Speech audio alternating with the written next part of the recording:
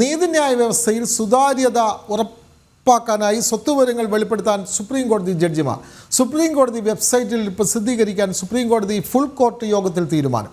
ഹൈക്കോടതി ജഡ്ജിയുടെ വസതിയിൽ നോട്ടുകെട്ടുകൾ കണ്ടെത്തിയ പശ്ചാത്തലത്തിലാണ് തീരുമാനം. വിവരങ്ങളുമായി ഐസൺ ജോസ് ചേരുന്നു. ഐസൺ, വളരെ സുപ്രധാനമായ ഒരു തീരുമാനമാണ് സുപ്രീം കോടതി ജഡ്ജിമാരുടെ ഭാഗത്തു നിന്ന് ഉണ്ടാവുന്നത്. അതായത് രാഷ്ട്രീയ നേതാക്കൾ അവരുടെ സ്വത്തുവിവരങ്ങൾ തെരഞ്ഞെടുപ്പിൽ മത്സരിക്കുമ്പോൾ അത് വെളിപ്പെടുത്തേണ്ടതുണ്ട്.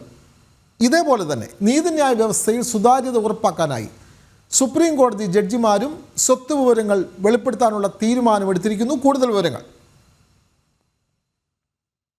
ഏപ്രിൽ 1 നടന്ന ആ ഫുൾ കോർട്ട് മീറ്റിംഗിന്റെ തീരുമാനമാണ് ഇപ്പോൾ വിനോദ് വ്യക്തമാക്കിയത്. അതായത് തങ്ങളുടെ സ്വത്ത് മുഴുവൻ ചീഫ് ജസ്റ്റിസിനെ വെളിപ്പെടുത്തുകയും ആ വെളിപ്പെടുത്തിയ സ്വത്ത് വിവരങ്ങൾ മുഴുവൻ തന്നെ വെബ്സൈറ്റിൽ, അതായത് സുപ്രീം കോടതിയുടെ വെബ്സൈറ്റിൽ പ്രസിദ്ധീകരിക്കുകയും ചെയ്യുക എന്ന കൃത്യമായ ഒരു നിലപാടാണ് സുപ്രീം കോടതി ജഡ്ജിമാരുടെ ഭാഗത്തുനിന്ന് എല്ലാ ജഡ്ജിമാരും ചേർന്ന ഫുൾ കോർട്ട് മീറ്റിംഗിൽ ഇത്തരമൊരു തീരുമാനമുണ്ടായിരിക്കുകയാണ്. ഈ തീരുമാനത്തിന്റെ നേരത്തെ സൂചിപ്പിച്ചതുപോലെ യശ്വന്ത് വർമ്മ എന്ന ഡൽഹി ഹൈക്കോടതിയിലെ ഒരു മുതിർന്ന ജഡ്ജിയുടെ വീട്ടിൽ നിന്നും അഗ്നിബാധയെ തുടർന്ന് ഫയർഫോഴ്സിന്റെ രക്ഷാപ്രവർത്തനത്തിനിടെ നോട്ടുകെട്ടുകൾ കണ്ടെത്തിയ ഒരു സാഹചര്യത്തിൽ, കത്തിയമർന്ന നോട്ടുകെട്ടുകളെല്ലാം തന്നെ റിക്കവർ ചെയ്തൊരു സാഹചര്യത്തിലാണ് ഈ ഒരു ചർച്ച ഉയർന്നു വന്നത്. ഇത്തരത്തിൽ ജഡ്ജിമാരുടെ സുതാര്യത, പ്രവർത്തനങ്ങളുടെ സുതാര്യതയും ജുഡീഷ്യറിയുടെ വിശ്വാസ്യതയും നിലനിർത്തുന്നതിന് അനിവാര്യമാണ് ഇത്തരത്തിൽ സ്വത്ത് വിവരങ്ങൾ സ്വയം പ്രഖ്യാപിക്കേണ്ടത് എന്ന ഒരു നിലപാടാണ് ഈ യോഗത്തിൽ ജഡ്ജിമാർ കൈക്കൊണ്ടത് എന്നാണ് നമുക്കിപ്പോൾ ലഭ്യമാകുന്ന വിവരങ്ങളിൽ നിന്നും കൃത്യമായ സൂചനകളിൽ നിന്നും മനസ്സിലാക്കാൻ സാധിക്കുന്നത്. ഇത്തരത്തിൽ വെളിപ്പെടുത്തുന്ന സ്വത്തുക്കൾ, അതായത് ഹൈക്കോടതിയിലോ സുപ്രീം കോടതിയിലോ സുപ്രീം കോടതി ജഡ്ജിയായി